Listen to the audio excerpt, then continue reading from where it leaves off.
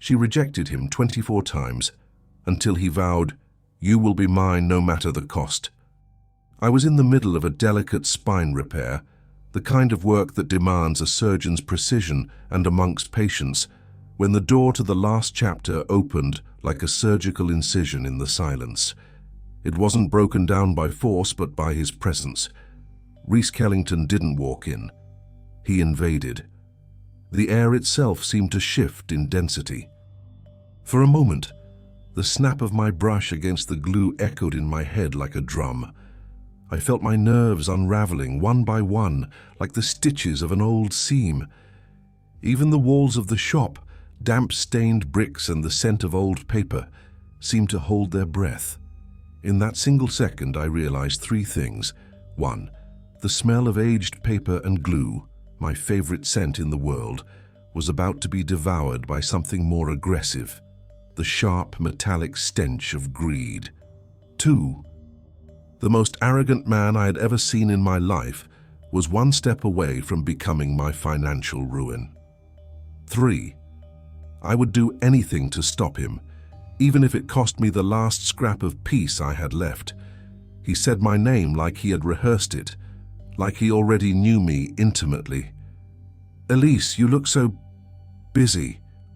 His tone was a mix of irony and boredom, like he was commenting on the weather. The sound of his voice reverberated inside me with an unsettling authority, almost physical. I muttered a "nch," trying to ignore his presence, as his shadow stretched across my wooden counter. A perfectly defined shadow, so crisp it looked like it had been carved with a scalpel. And I knew everything he touched was like that. Clean, precise, predatory. My eyes lifted against my will. There he was, Rhys Kellington, the heir who bought and sold entire neighborhoods as if they were pages from a used book. He wore a navy 3-piece suit that caught the light like wet silk. On his wrist, a watch worth more than my entire adult life, and on his face the smile of someone who's never heard a no he couldn't buy. And me? Elise Carter, 25. Apron stained with adhesive, glasses slipping down my nose, and a moral code that wasn't for sale. I tried to slice the silence with sarcasm, a short sword against a cannon. "Mr. Kellington, if you're looking for the secret of fortune, we're sold out, and if you're looking for me, I'm busy." He didn't laugh. He didn't get offended. He simply walked to my work table and, with a calculated gesture, placed a thick, pristine white envelope on the wood surface. The contrast was offensive. The smooth, cold paper insulted the rough texture of the spine I was restoring. He tilted his head, as if explaining something obvious to a child. "I'm not here for a book, Elise. I'm here for the address. I'm here to close your final chapter." Arrogance. Distilled. I looked at the envelope like it was a trap. And it was. "It's a generous offer," he said. "More than double market value. You can relocate wherever you want." I let out a dry, humorless laugh. "What I want is not to have you around." I took the envelope, didn't open it, tore it in half with a crisp snap that echoed through the silent room. The sound was so sharp it felt like it split the air between us. It was like pouring red ink over a blank contract. First rejection. First battle. I braced myself for his fury, but it never came. Rhys simply laughed. A low, rough, almost dangerous laugh.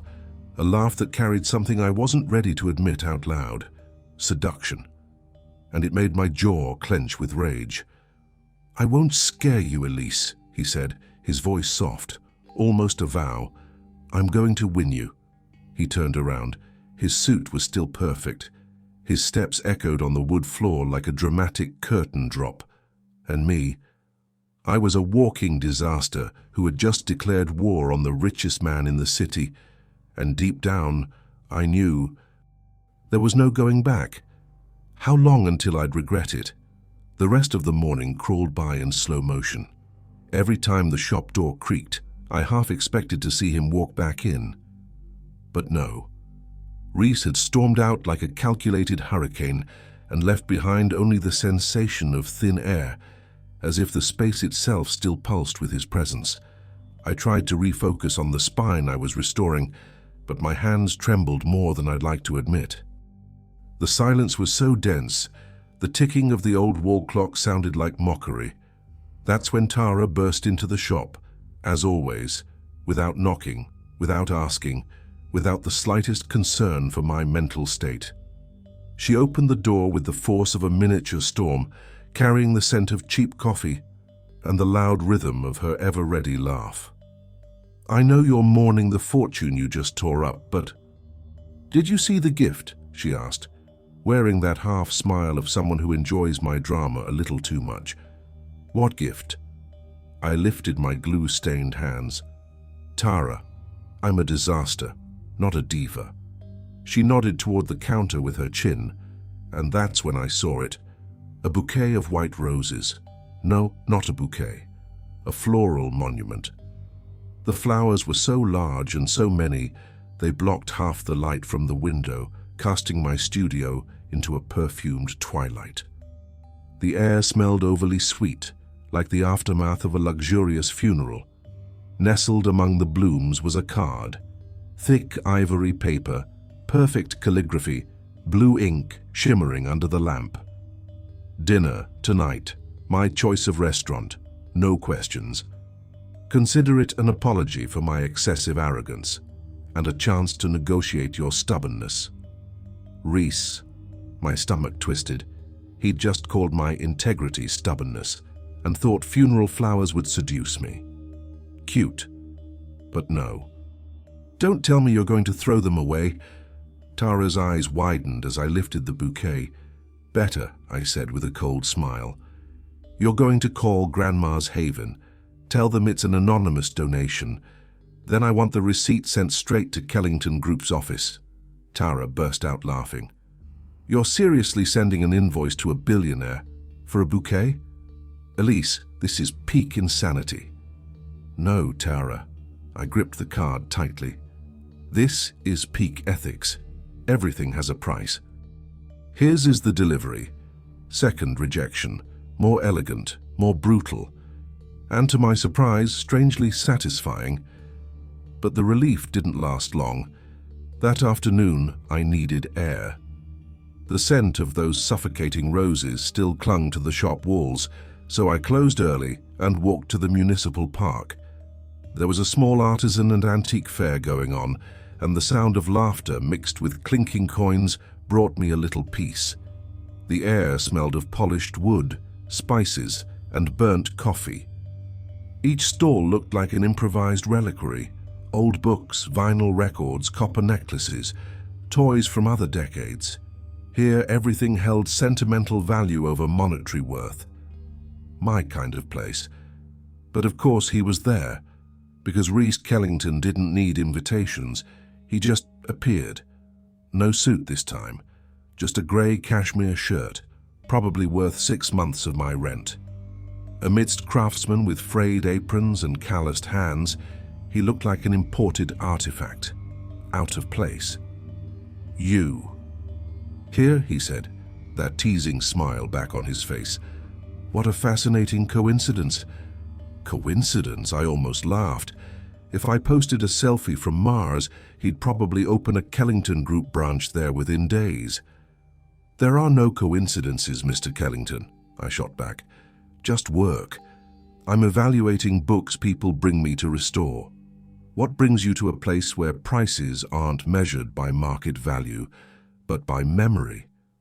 He leaned slightly, eyes amused and predatory. "I'm just observing you." A calculated pause. "I've heard your hands have a talent that transcends the ordinary." Arrogance laced with flirtation. I crossed my arms, doing my best to hide the shiver running down my spine. "Stop. What do you want, Reese?" He smiled like a man holding the ace card. "Dinner. A real one this time on my yacht. We can talk books, dreams, maybe how you plan to spend that shop money." The yacht. Always the damn yacht. as if flaunting a floating palace could somehow be persuasive to me. My answer came sharp. Rejection number 3. I'm not stepping onto your yacht, I'm not discussing the money, but I do have a challenge for you. He arched an eyebrow, genuinely intrigued for the first time. I pulled a small torn piece of paper from my bag and placed it in his hand. See this? What's the first thing you do to restore its value? He examined it, fast, like a man used to solving problems with checks. I'd take it to the best expert, pay whatever it takes. I shook my head, bitter. Wrong, you breathe, you study the fibers. You take your time, you don't pay someone to fix it, you do it yourself. Until you understand the value of the work and not just the cost, I'm not having dinner with you. I turned and walked away, leaving Reese standing in the middle of the fair holding that scrap of paper like a riddle he couldn't solve. Yes, I was a mess. But I was a mess who had just rejected the most handsome and most dangerous man in the country. 3 times in less than 24 hours, and I wasn't a fool. Or at least, I thought I wasn't. That night, back home, I grabbed my phone on instinct. Social media was flooded with photos from the fair, anonymous faces, artisans smiling. But one image punched the breath out of my chest. The ex-fiancée.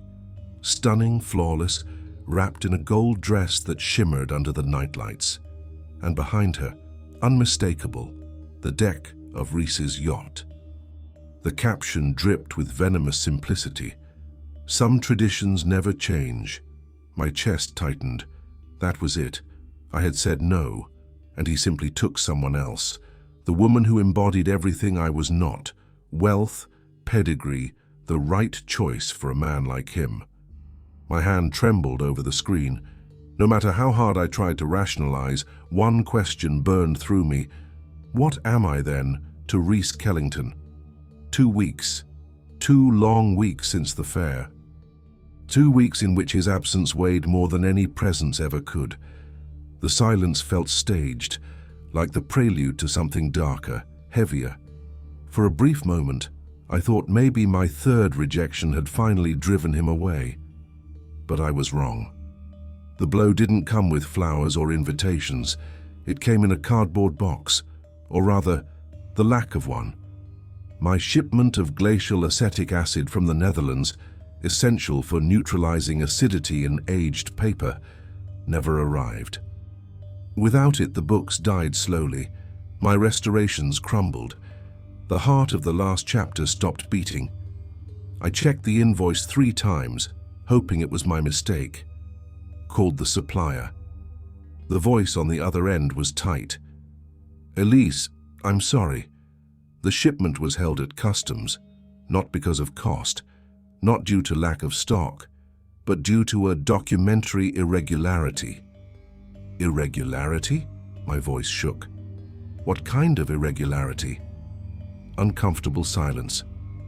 Let's just say, someone recommended more thorough inspections, someone from a major urban development company. Urban development. Of course, it was him. Reese wasn't offering checks anymore. He was using power to choke me. When he couldn't buy, he suffocated. I sat down on the shop floor.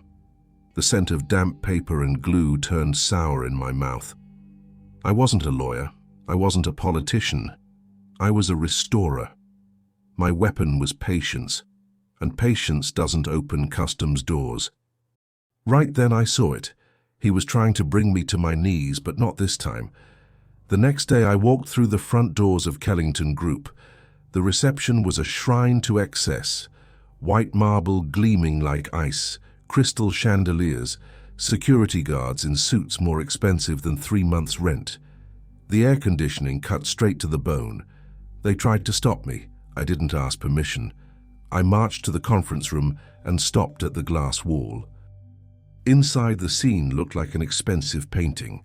Men in tailored suits, glowing charts, hushed voices speaking in zeros. At the center, Reese, impeccable, commanding.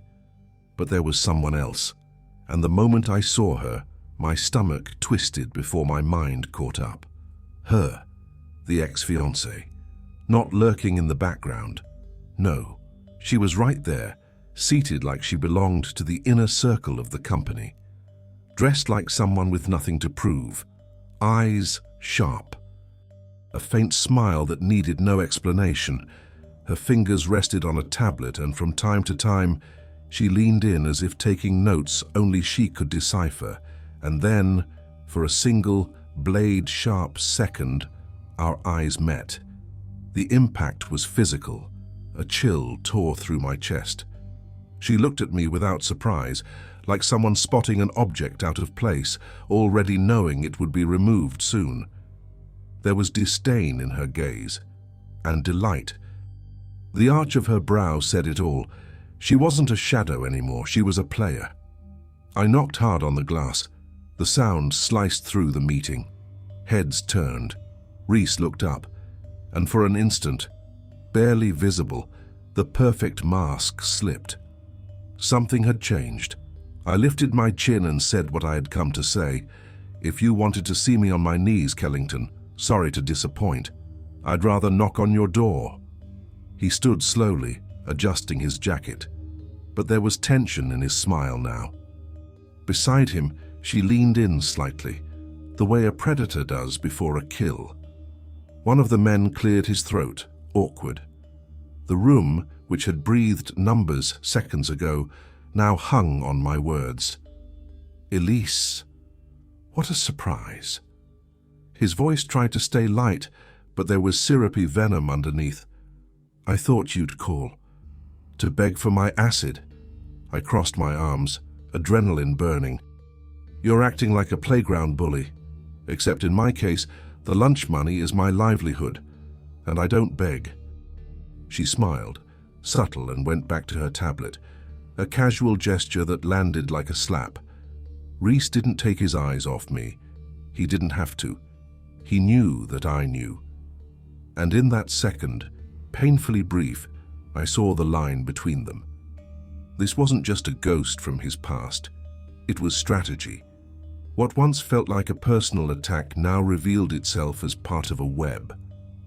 I don't know what you're talking about. Import issues are unfortunate. His tone reached for innocence, but the tension in the room had already given him away. I let out a dry, bitter laugh. Don't play dumb. My pride is expensive, Reese. But your reputation, that costs millions. Imagine the headline, "Billionaire tries to sabotage indie book restorer's chemistry supply." His smile faltered. For a second, just one, the facade cracked. He realized I wasn't bluffing. And in that moment it became clear. I was no longer just an inconvenience in my own corner of the world. I had stepped into a much bigger game, one whose pieces I didn't yet know how to move. Back at the shop, my hands were still trembling. I had to act fast. I didn't have my materials, but I had my camera, my counter, and my voice. I recorded an impromptu video. I showed how to neutralize a book's acidity using vinegar and distilled water. Homemade, cheap, ugly, but real. I spoke honestly, unfiltered. And between instructions, I let slip a few subtle barbs about larger forces, trying to make life harder for those who simply wanted to preserve paper-bound stories. When I turned off the camera, my heart was pounding like I'd just faced a jury. I didn't expect anything. But the next day, the impossible happened. The video went viral. The hashtag #NoToAcidity hit the trending topics. My notifications flooded with messages from across the country, students, teachers, librarians, people laughing, supporting, trying it at home. It was like a crowd had risen to defend what Reese wanted to crush. My phone rang. I knew who it was. "You're unbelievable," he said, voice low, irritated. "You turned an import issue into a meme." I smiled to myself, leaning against the counter. "I told you, Reese, I'm not for sale. Neither are my materials. You lost this round." On the other end, silence, then a pause.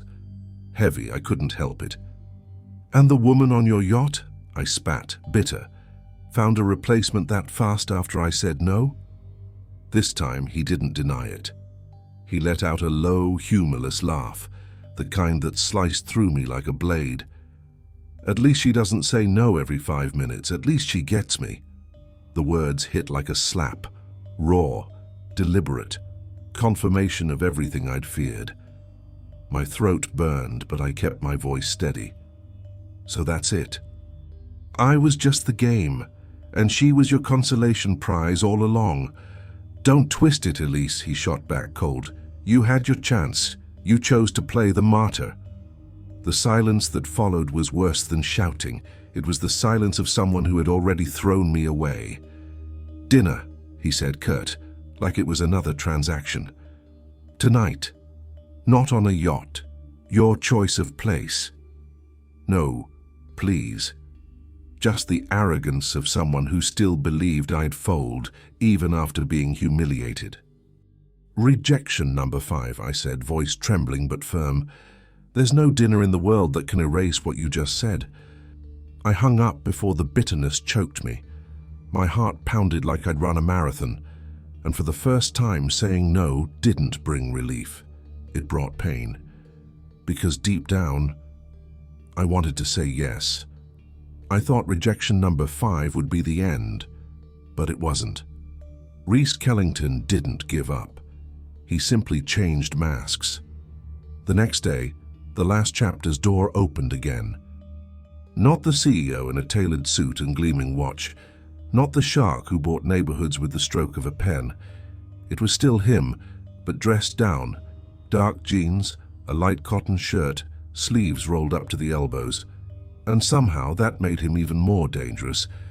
He walked to my counter with measured steps, no theatrics, no talk of contracts, no numbers. He talked about a book. This one, he pointed to a yellowed volume on the table, was the first book my father gave me. I looked at him, trying to spot the move, a trick, a made-up memory. But when his fingers hovered over the page, afraid to touch, I sensed something different. I know it can't be cleaned with water and vinegar, he said, almost reverent. He used to read it to me by candlelight. My breath caught, and before I could say anything, he added, "About yesterday, I said things I shouldn't have. I was angry, cornered. I never meant to diminish you, let alone replace you. Yes, she was on the yacht, but not by my choice. It was cowardice letting it happen, and I swear it won't happen again." His words landed between us like a silent pact. It didn't sound like an excuse. It felt like a confession from someone who didn't know who else to trust but me. And in that space, between hurt and promise, the inevitable happened. He stepped closer. I didn't move. The air between us turned thick, electric. When his hand brushed my cheek, there was no arrogance. There was fear. There was a plea, and I let it happen. The kiss was urgent, rough, full of everything I'd been denying: anger, desire, confusion. My skin burned. My body screamed against reason. It was wrong, but it was real. When we pulled away, his forehead rested on mine. His breath was unsteady, so was mine. And he whispered, almost begging, "I promise, Elise. I promise this. Us won't be a game anymore. I won't let anything, or anyone, come between us again." For a moment I wanted to believe him. For a moment I did. 3 days. 3 days without seeing him. 3 days where absence became its own form of pressure. On the 4th day, Tara stormed into the shop like she was announcing an earthquake. "Your weird billionaire is doing his homework," she said, holding up a tablet. "Check this headline. Kellington acquires old spinning mill to be transformed into community center and public library." My stomach twisted. It was my dream. The dream I'd confessed while drunk at Tara's party. He was buying my cause, and that was more dangerous than any offer of money. I called him immediately. "A grand gesture, Reese, but don't kid yourself. This isn't love.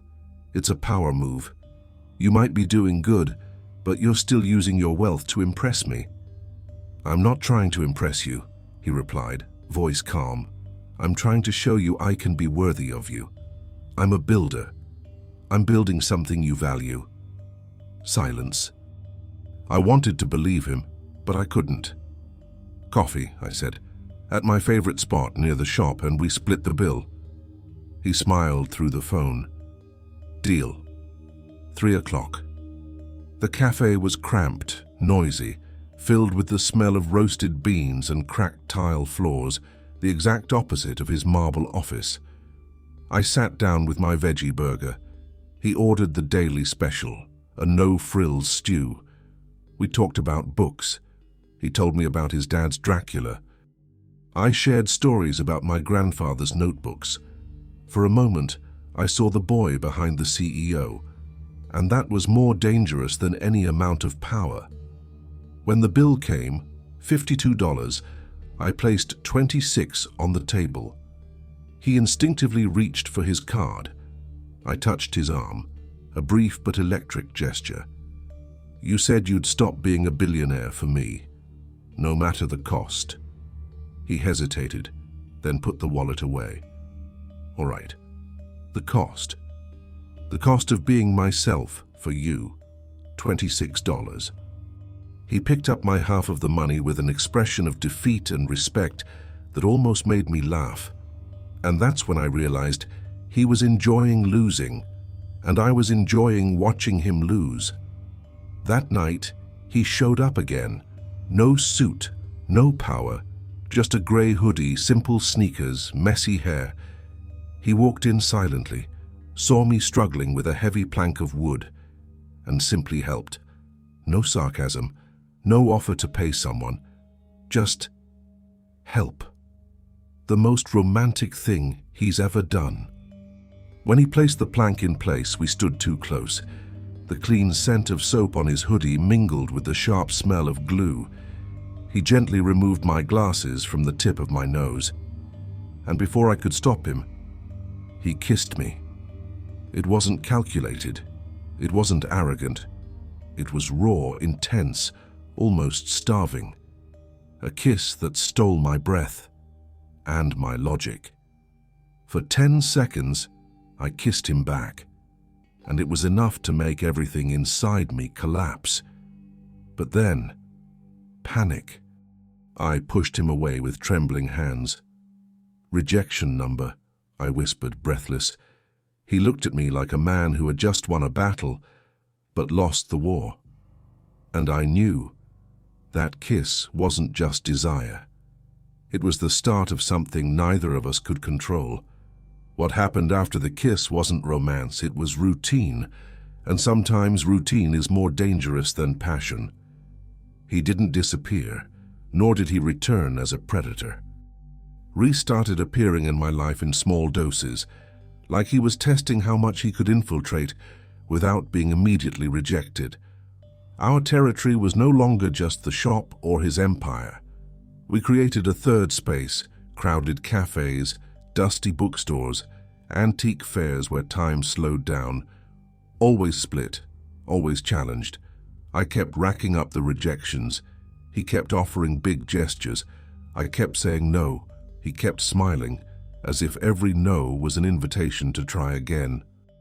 One day the shop took a hit. An old pipe burst under the sink, flooding the floor with yellowish water. A disaster. Less than an hour later, Reese showed up. "I hired the best plumber in town. He'll be here in 20. Emergency rate." I crossed my arms. "Cancel it." He blinked, stunned. "What? Are you insane? This place is going to sink." "You're not listening, Reese. You promised to stop being a billionaire with me. Billionaires hire. Ordinary men fix." He looked at me like I'd asked him to climb Everest in flip-flops, but he took off his cashmere sweater, stayed in a plain white tee, and knelt by the sink with my old toolbox. 3 hours. 3 hours of grease, low curses, and sweat-soaked cotton. In the end, the leak stopped. When he stood up and hair damp with sweat, hands scraped, I realized the attraction wasn't in his strength. It was in the vulnerability I forced him to show. That's what undid me. "Congrats," I teased with a reluctant smile. "The frustrated plumber has returned from the depths." He laughed, tired, and for the first time, the laugh had no arrogance. It had humanity. Not long after came the invitation. "Elise, there's a charity gala. It's important. A place where I can actually use my power for good." "I don't reject the cause," I said firmly. "I reject the circus. I'll go with you, but on my terms." "I'm listening." "No helicopters, no Rolls-Royce. We're taking the subway and I pick my outfit." His silence lasted several seconds. Then he smiled, not with ego, but with a hunger for challenge. "Deal.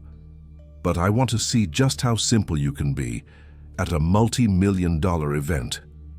And just like that, I got my trophy. Reese Kellington, billionaire, lost on the blue line of the subway. The night of the gala arrived. I wore a simple black dress from a thrift shop. Nothing flashy, but it fit me well. He showed up at the shop's door in a flawless tuxedo, but with a look of genuine panic as he stared at the subway map on his phone. "Blue line. Okay, but what does express train mean?" I laughed, and in that moment, I watched the most powerful man in the city pay the price of public humility, becoming just another passenger on a packed, sweaty train, jostled by strangers. Of course, he was recognized. He took pictures, signed autographs, endured jokes. He didn't complain, not once. That was the real cost. At the gala, the world shifted back into his orbit.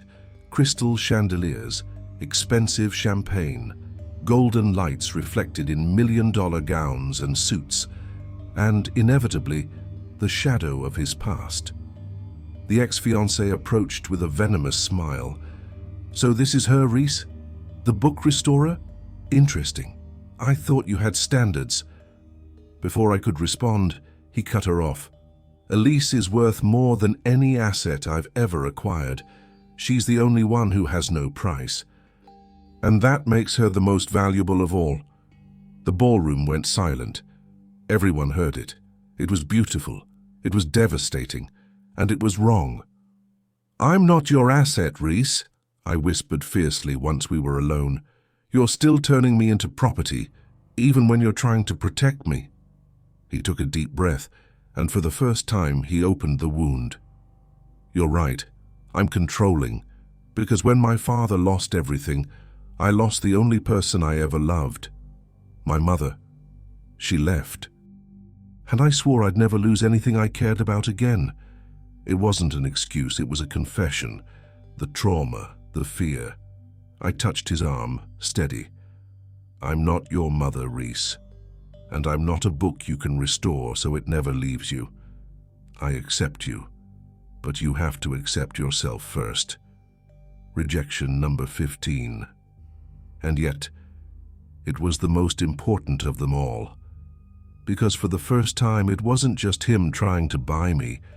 It was me saying, "If you want to stay, you have to be real." After the gala, something shifted. He didn't come back with flowers. No yacht invitations, no hefty checks. He came back with things that dismantled me in ways I wasn't ready to admit.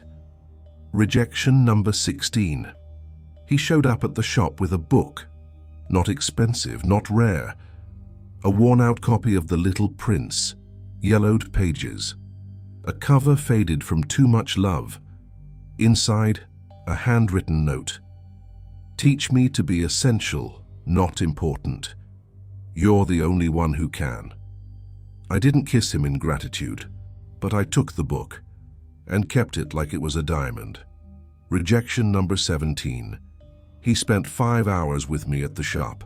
No flowers, no plumbers, no hired hands. He simply reorganized my shelves with a measuring tape, patience, and memory. No phone, no suit, just presence. When he tried to invite me to dinner at the end of the day, I declined. But something in me faltered. My voice trembled when I said no. And he noticed. Rejection number 18. At my first university lecture, nerves paralyzed me. Backstage, hands sweaty, heart racing. And when I turned to the side, there he was. Not in the audience, making a show of support, but hidden, discreet, backstage. He held my hand until I stepped onto the stage, and when I looked for him afterward, he was gone. Silent support was the price he paid, and still, I declined the ride home he offered that night. Rejection number 19. I had a nightmare. Without thinking, I called him at 3 a.m. 10 minutes later, he knocked on my door. He walked in silently, sat on my couch and just listened. He didn't try to take me to the mansion, didn't try to turn the night into something it wasn't. He stayed until sunrise, and when the light poured through the window, I said, "Go." He obeyed, and I refused the breakfast he absolutely deserved. Rejection number 20. This time, it wasn't jewelry. He brought me a high-resolution camera. So you can digitize old manuscripts and preserve collections more efficiently. It wasn't a gift meant to control me. It was an investment in my dream. I kissed him, on the cheek, and I refused the real kiss he was hoping for. The total had reached 20. And only then did I realize I wasn't testing his limits. I was testing mine, because with every refusal, I felt the walls inside me begin to crack. With every gesture, I watched the arrogant billionaire strip off his masks. And for the first time, I began to fear that the next no wouldn't be for him. It would be for myself. Rejection number 21. The first one that hurt me more than it hurt him. I called to thank him for the camera. On the other end of the line, his voice was cold, formal. "You're welcome, Elise. It was a pleasure to support the project." He treated me like a colleague. I tried to joke, to flirt. He shut it down with polite silence. And this time, I felt the sting of rejection. He had flipped the game. Rejection number 22. We ran into each other at a cafe. Coincidence, or maybe not. He was with a group. He introduced me. "This is Elise Carter, book restorer. She's helping with the community project." That title, it was a wall between us. I tried to touch his arm. He pulled back. This was him paying the cost of indifference, and I refused to find the courage to say how I truly felt. Rejection number 23. The community center project stalled due to a zoning issue. I called him hesitant, afraid I was leaning on him too much. An hour later, the problem was solved. "Thank you, Reese. You saved the project." "It's my job, Elise. I'm good at solving problems." I took a breath. "And us? Are we a problem you've already solved?" He paused. "Too long. You've rejected me 23 times. I paid every cost. I gave you freedom. I proved I could just be a man. And I accepted that for you it's never going to be enough. And this time, he was the one who rejected me." I went home, stomach in knots, went to Tara. She looked at me with pity. "If you let him go now, Elise, rejection 24 will be the worst one, not for him, for you. Pay the cost. The cost, not his, mine." After 23 rejections, it felt like the war was over. Reese pulled back. I pulled back. And the silence between us wasn't relief. It was emptiness. But Tara was right. If I let him go, rejection number 24 wouldn't be his. It would be mine. That night, I went to his mansion. I arrived without a plan, no makeup, no armor. My hair pulled back in a hurry, my apron still stained with glue. I wasn't coming as an opponent or someone trying to win. I came as Elise, just Elise. I rang the bell. The sound echoed like thunder inside me. For a moment, the silence felt endless. And then, the door opened.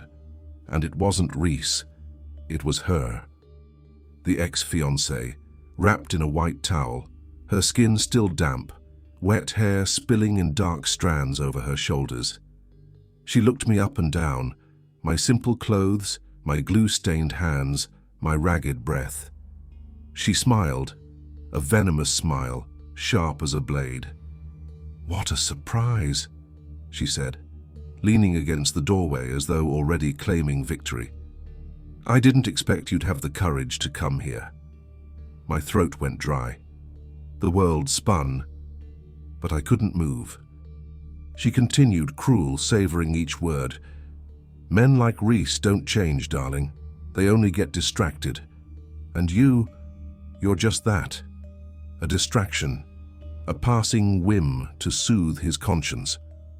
She paused, her eyes glittering with malice. "When he tires of pretending to be human beside you, he'll return to what truly matters: power, status, someone worthy, someone like me." She adjusted the towel provocatively, as though every detail were crafted to cut me deeper. "Did you really believe he could be different? That he would give it all up for you? Poor thing, you're just a temporary story in his life." I felt the ground slip from under my feet. The glue still stuck to my hands felt like proof of my smallness. For a moment I believed her. I fled the mansion like someone escaping a fire. My steps were quick, but my heart moved in slow motion, trapped in the venom of her words. "Men like Reese don't change. You're just a distraction." In my mind, every repetition tightened chains around my chest. I got into a taxi without looking back. City lights blurred past the window, but all I saw was the white towel, the wet hair, the cruel smile. My throat burned, but I didn't cry. The pain was too dry to become tears. Was he pretending all along? What did he want with me then? I lay in bed with my clothes still stuck to my skin. Sleep never came. Only the bitter sense of being deceived, of being, in truth, only a distraction. That morning I opened the shop door heavy with exhaustion, eyes swollen from sleeplessness.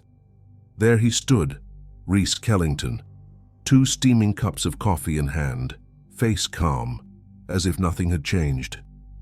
"Good morning," he said quietly. "I stopped by the bakery you like, I figured." "How dare you?" My voice cut the air before he could finish. His smile vanished. Silence fell instantly. The street itself seemed to pause to listen. "Elise!" My chest burned, throat dry. "You lied to me all this time." I spat the words one by one like knives. "I was at your house last night. Your ex opened the door, in a towel, wet, like she owned the place." His eyes widened, but he remained silent, and that silence was worse than any explanation. It hurt more than confirmation would. "So that's it?" my voice faltered. "All that theater, all those rejections, all your promises.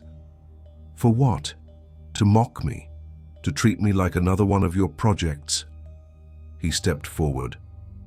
I leaned back. "Elise, wait, it's not what you think. Don't you dare say that." My voice was a torn whisper, but firm. "I saw. I heard. She told me I was just a distraction, and I believed her, Reese, because deep down, I always knew men like you don't change." The coffee in his hands trembled. He placed the cups on the counter slowly, a gesture as if trying to stop the world's collapse between us. His eyes searched mine. I looked away, unable to bear the weight of that pain. Seconds dragged like hours. The silence was cruel. I wanted him to scream, to deny, to fight, but he just inhaled deeply, gathering strength so he wouldn't break. "Elise!" His voice finally came, low, almost pleading. "Last night I wasn't home. I didn't see my ex. I was in Chicago." My breath caught, my mind clung to doubt.